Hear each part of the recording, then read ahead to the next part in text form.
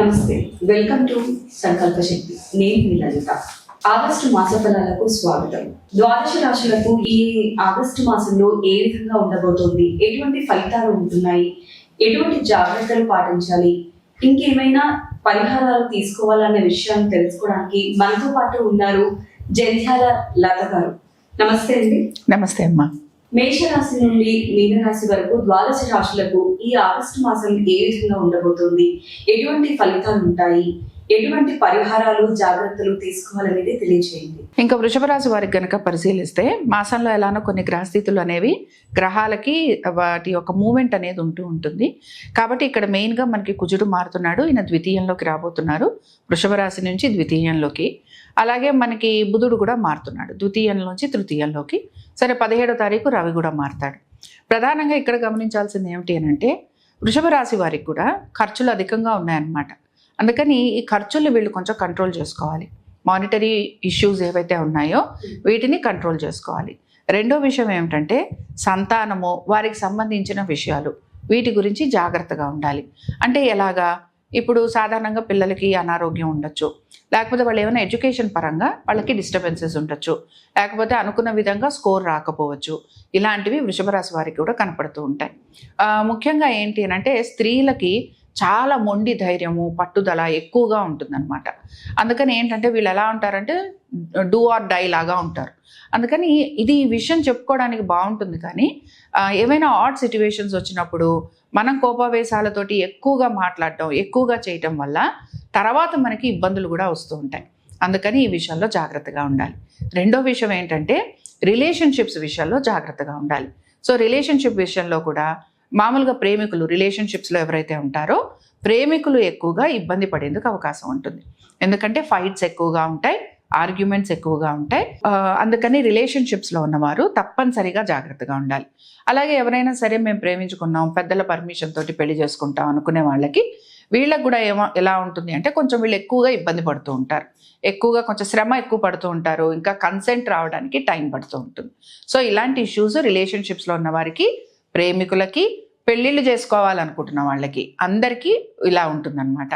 లేదండి మాకు అసలు రిలేషన్షిప్సే లేవు, ఏమీ లేవు, మేము ఊరికే మ్యారేజ్ చేసుకోవాలనుకుంటున్నాం, మా పెద్దలు చూపించింది అంటే కూడా ఇక్కడ కొంచెం మీరు కాంప్రమైజ్ అవ్వాల్సిన సిచ్యువేషన్స్ మీకు కనపడుతూ ఉంటాయి. లేదా మీకు అంతగా యాక్సెప్ట్ చేసే సిచ్యువేషన్స్ కనిపించకపోవచ్చు. సరే, ఇక వీటన్నిటితో పాటు ముఖ్యంగా ఉద్యోగస్తులకు ఏ విధంగా ఉంది అనే దాన్ని చూద్దాం. సరే, ఉద్యోగస్తులకి శని వక్రగతి మొదలైన తర్వాత పెద్దగా వీళ్ళకి ఏమీ చేంజెస్ అంటూ ఏమీ ఉండవు. కానీ ఇందాక నేను చెప్పినట్టుగా పెళ్లి గురించి ఒక మాట చేసుకుంటూ వ్యాపారంలో ఏమైనా మార్పులు చేర్పులు చేద్దామా అని ఆలోచిస్తుంటారు.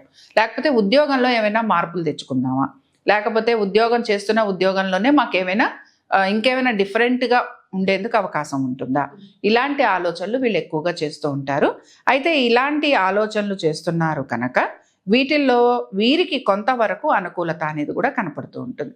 అయితే ఈ అనుకూలత రావడానికి మినిమం 23వ తారీఖు పడుతుందన్నమాట. సో ఉద్యోగంలో ఏమైనా మంచి మార్పులు రావాలన్నా, స్టేటస్ పెరగాలన్నా, ఇన్కమ్ పెరగాలన్నా, లేకపోతే వీరికి మంచి గుర్తింపు రావాలన్నా, ఇలాంటివి ఏవి జరగాలన్నా ఈ నెల 23వ తారీఖు రావాలి. 23వ తారీఖు తర్వాత నుంచి బాగుంటుంది. అయితే కండిషన్స్ అప్లై ఏంటంటే వ్యక్తిగత జాతకం చాలా అవసరం. బట్ మన ప్రిడిక్షన్స్లో ఆల్మోస్ట్ మనం చాలా వరకు వాళ్ళకి కరెక్ట్గా సెట్ అవుతూ ఉంటుంది కనుక వాళ్ళు నెససరీ ప్రికాషన్స్ అనేవి ఖచ్చితంగా తీసుకోవచ్చు. ఇప్పుడు సంతానం అనుకున్నాం, ఉద్యోగస్తులకి శ్రమ ఎక్కువగా ఉంది, మార్పులు చేర్పులు ఉంటాయి, అది వాళ్ళు యాక్సెప్ట్ చేయాలి. వ్యాపారస్తులకి ఇందాక చెప్పుకున్నాము. దీంతో పాటు ఎవరైతే లోన్స్ లాంటివి తీసుకోవాలనుకుంటున్నారో వాళ్ళకి కొంత లోన్స్ వస్తాయి, కానీ వాళ్ళు ఎక్స్పెక్ట్ చేసినంత అమౌంట్ రాకపోవచ్చు. రెండోది, లోన్స్ తీర్చాలి అని అనుకుంటూ ఉంటారు, తీర్చాలి అనుకునేవారు కూడా కొంత అమౌంట్ తీర్చేందుకు అవకాశం ఉంటుంది. చాలా పాసిబిలిటీ అనేది కనిపించటం లేదు. అండ్ హెల్త్ పరంగా స్త్రీలు మాత్రం తప్పనిసరిగా జాగ్రత్తగా ఉండాలి. కొంచెం ఈగో ఉంటుంది, యాటిట్యూడ్ ప్రాబ్లమ్స్ ఉంటాయి, ఇలాంటివి కోపం ఎక్కువగా ఉంటుంది ఇందాక చెప్పినట్టు. కాబట్టి ఇలాంటి వాటిల్లో కొంచెం జాగ్రత్తగా ఉండటం అనేది అవసరం. ఓకే గురువు గారు, మీరు ఇలా జాగ్రత్తలు అనేవి తెలియజేశారు కదా, వాటి నుండి అంటే విముక్తి పొందడానికి, కొంచెం ఉపశమనం పొందడానికి ఎటువంటి పరిహారాలు పాటించాల్సి ఉంటుంది? చాలా మంచి ప్రశ్న. ఎందుకంటే శ్రావణ మాసంలో మనం ఎలాంటి పని చేసినా మనకి చక్కటి ఫలితాలు ఉంటాయి అన్నమాట. అంటే ఫలితాలు ఖచ్చితంగా ఉంటాయి మనకి. కాబట్టి ఇక్కడ మనం ఏం చేయాలనంటే, ఎవరైతే వివాహం చేసుకోవాలని అనుకుంటున్నారో, ఎవరికైతే వివాహం గురించిన ఆసక్తి ఉందో, ఎవరైతే ప్రేమికులు ఉన్నారో, ఎవరైతే రిలేషన్షిప్స్లో ఉన్నారో, మేము పెళ్లి చేసుకోవాలి అని అనుకుంటున్నారో, వారు ఏంటి అని అంటే, మనకి మామూలుగా సోమవారాలు, శ్రావణ సోమవారాల వ్రతం అని చేసుకుంటాం. సోమవారం రోజున నక్తం ఉండటం అంటే ఒక పూట భోజనం చేయటం, ప్రదోష సమయంలో స్వామివారి అభిషేకం చేసుకోవటం, అలాగే స్వామివారికి చక్కగా నైవేద్యం లాంటిది పెట్టి మనం భోజనం చేయటం, లేదా ఏదో టిఫిన్ లాంటిది కూడా చేస్తారు.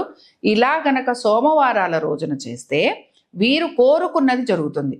అంటే పెళ్ళే కాదు, ఉద్యోగంలో మార్పులు కానీ, వ్యాపారంలో అభివృద్ధి కానీ, ఆరోగ్యపరంగా ఏమైనా మరీ ఇబ్బందులు ఉంటే తప్ప, అంటే బాగా ఇబ్బందులు ఉంటే చేయకూడదు, కానీ చిన్న చిన్న సమస్యలు గనక ఉంటే ఇవన్నీ కూడా వీళ్ళకి క్లియర్ అయిపోతాయి అన్నమాట. సో సోమవారం నాడు కనుక వీళ్ళు ఉపవాసం ఉండి ఈశ్వర ఆరాధన గనక చేస్తే తప్పనిసరిగా వాళ్ళ మనసులో ఉన్న కోరికలు తీరిపోతాయి. Thank you. నమస్తే.